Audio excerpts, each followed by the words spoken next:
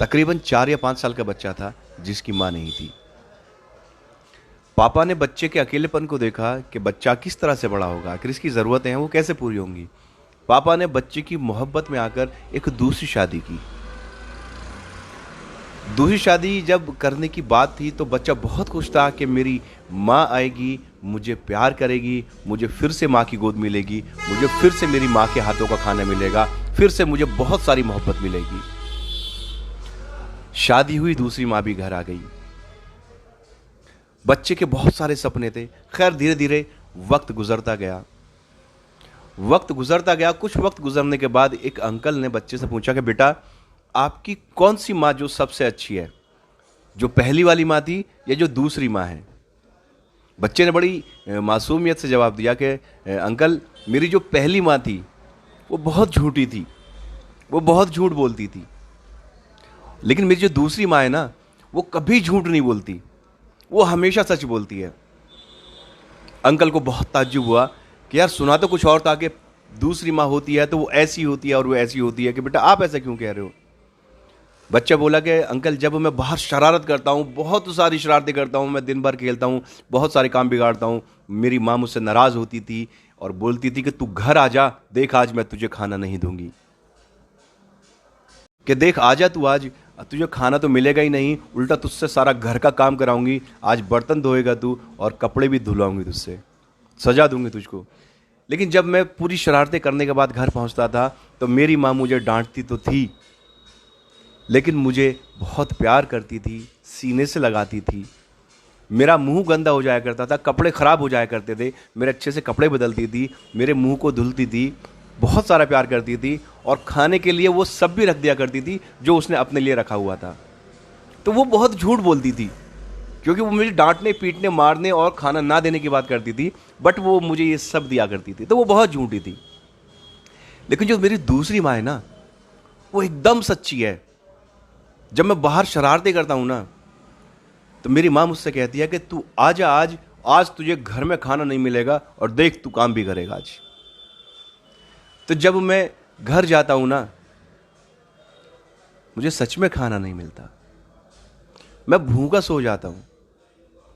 और कभी जब माँ बोलती है कि तुझे आज सजा मिलेगी, तो मैं कितना शुक्रगुजार हूं दूसरी माँ का कि मैं 5 साल की उम्र में चाय बनाना सीख गया था, कि उसको सजा के तौर पे मुझे चाय बना के देनी होती थी।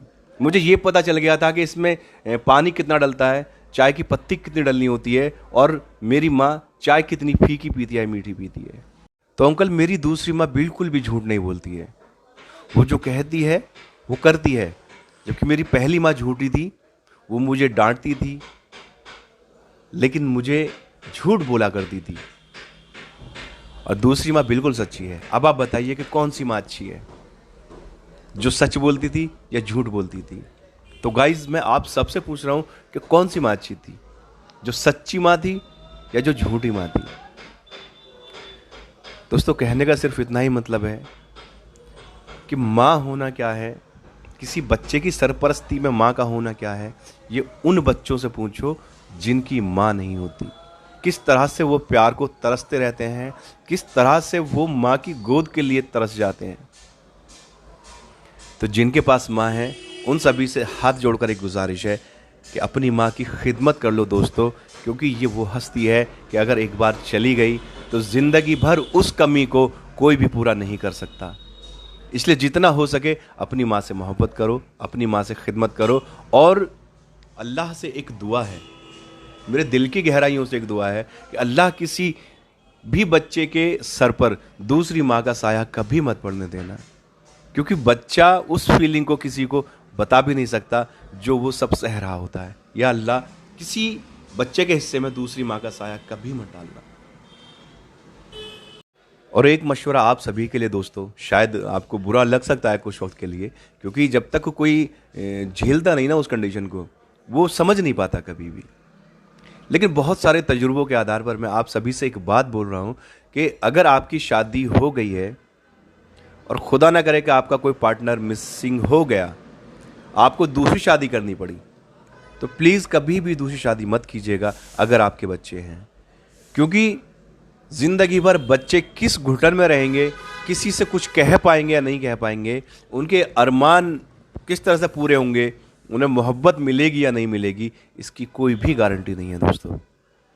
फिर वक्त ऐसा आएगा कि जब बच्चे के लिए आप भी कुछ नहीं कर पाओगे, आप बाप हो या आप माँ हो, लेकिन अपने उस पहले बच्चे के लिए आप कुछ नहीं कर पाओगे, आप सैक्रिफाइसेस करोगे और किसी दूसरे को बता भी नहीं पाओगे।